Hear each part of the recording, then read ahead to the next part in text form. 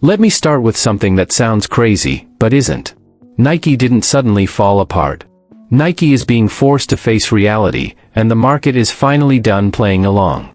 Because if you zoom out, really zoom out, what you're watching right now is not a bad quarter, not a China problem, not tariffs, not Gen Z, not TikTok trends. You're watching the collapse of a story that Nike told itself for years. A story that said, "We're too big to fail. Our brand is untouchable. People don't buy shoes, they buy identity." And Wall Street believed that story. For a long time. Let's ground this in facts. Nike just reported earnings where EPS fell 32% year-over-year, down to 53 cents, even though revenue technically rose 1% to $12.43 billion. That's not a recovery. That's margin compression wearing a smiley face. Even worse? Nike's earnings have now declined for 5 straight quarters, averaging a 42% drop over that period. 5 quarters. That's not a hiccup. That's a structural problem. And the market knows it. Nike stock is down 22% this year, and roughly 50% from its 2021 peak. It's now one of the worst performers in the Dow Jones Industrial Average. This is not temporary weakness. This is what it looks like when a giant loses momentum, slowly at first, then all at once. Yes, Nike technically beat revenue expectations. That's the talking point you'll hear on CNBC.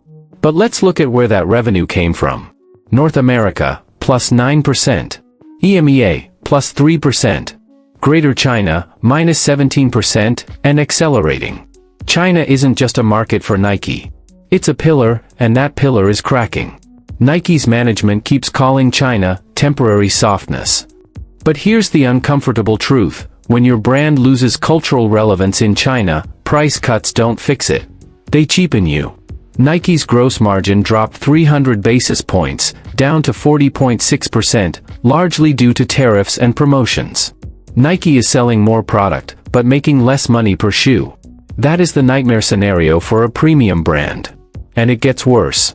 Nike direct revenue, the holy grail of the DTC revolution, fell 8%. Digital sales dropped 14%. So let's pause here. Nike spent years telling investors, we don't need retailers. We'll go direct. Higher margins. Better data. More control. And now? Retail wholesale revenue is up 8%, while Nike Direct is collapsing. That's not a strategy working. That's a strategy quietly being reversed. Nike believed something very Silicon Valley, that distribution doesn't matter. That scale solves everything. That brand power replaces shelf space. But physical retail didn't disappear. Consumers didn't permanently live inside apps. And cutting off partners like Foot Locker didn't make Nike stronger, it made competitors stronger. While Nike was busy optimizing, companies like On Holding and Deckers Outdoor were doing something radical. They focused on comfort, fit, and actual innovation. Not nostalgia. Not endless retro colorways. Not recycled hype. Here's the part sneaker culture doesn't want to admit. The 2020 to 2021 sneaker boom was artificial. Stimulus money. Lockdown consumers. Speculative reselling. That era made every bad decision look smart. Now reality is back. People are standing in outlets looking at Air Jordans for $60 and walking away. Entire size runs sitting untouched. Discounts that would have been unthinkable 3 years ago. That's not because sneakers are dead. It's because people stopped believing Nike's story. When a brand loses its myth, it has nothing left. Nike used to stand for something very clear: winning, edge, defiance, performance. Now, the product pipeline is thin. The ads are confused. The athletes are leaving. Roger Federer went to On. Simone Biles left. Tiger Woods left. Those aren't just endorsement deals. Those are signals. Let's talk about tariffs. Nike makes most of its products in countries hit hard by U.S. trade policy. The company now expects up to $1.5 billion in tariff-related costs. Nike says it'll manage through it.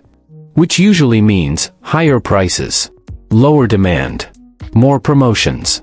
That's a death spiral for a brand built on premium perception.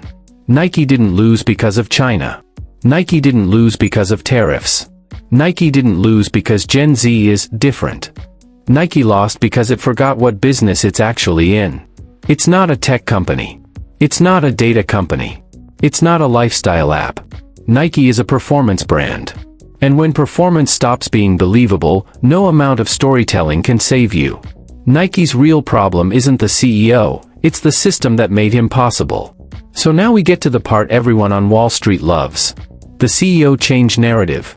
Anytime a giant stumbles, investors want a face to blame, a reset button, a personality swap that magically fixes structural rot. Nike replaced John Donahoe with Elliott Hill, a Nike lifer. And immediately, the storyline became, see? The adults are back. The culture guy is back. Nike is fixed. No. That's not how this works. A CEO doesn't create a decade of bad assumptions. A system does. Let's be honest. John Donahoe didn't hijack Nike. Nike chose John Donahoe. Because for years, Nike wanted to believe it was becoming something else. More tech. More platform. More data-driven. More Apple-like. And Donahoe, coming from eBay and ServiceNow, represented that fantasy perfectly. The problem is, shoes are not software. You can't patch them later. You can't A/B test culture. You can't pivot your way out of lost trust. Nike didn't just over-index on DTC. It over-indexed on managerial abstraction. KPIs replaced instinct. Dashboards replaced athletes. Spreadsheets replaced designers. And that mindset didn't start with Donahoe. It started with Wall Street pressure to turn Nike into a margin machine. Here's the part analysts won't say out loud. For years, Wall Street rewarded Nike for doing the wrong things. Cutting wholesalers? Stock goes up. Expanding margins? Stock goes up. Talking about digital ecosystems? Stock goes up. No one asked, what happens when the hype cycle ends? Because as long as EPS beats expectations, nobody cares about cultural decay. But culture is lagging data.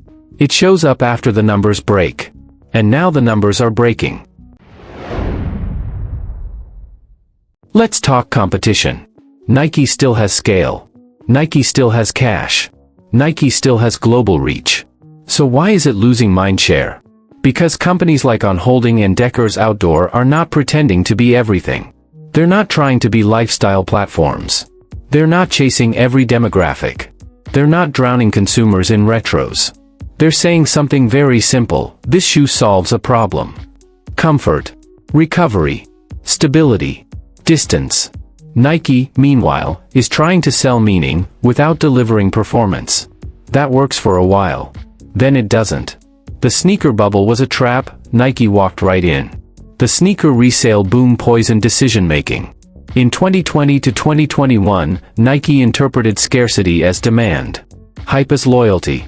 Bots as fans. But resellers don't build brands. They arbitrage them. When resale collapsed, Nike was left holding inventory and a confused customer base. That's why you're seeing Jordan retros sitting. That's why discounts feel permanent. That's why the myth cracked. Once a consumer sees a premium brand behaving like a clearance rack, something irreversible happens. The spell breaks. China isn't coming back the way Nike thinks. Nike's China problem is not cyclical. It's generational and cultural.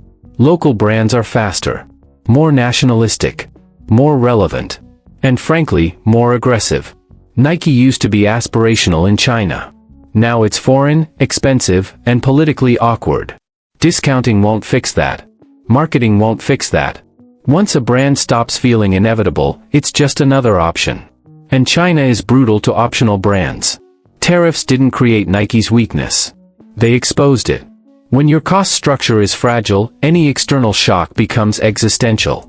Nike is now talking about absorbing or passing on up to $1.5 billion in tariff-related costs.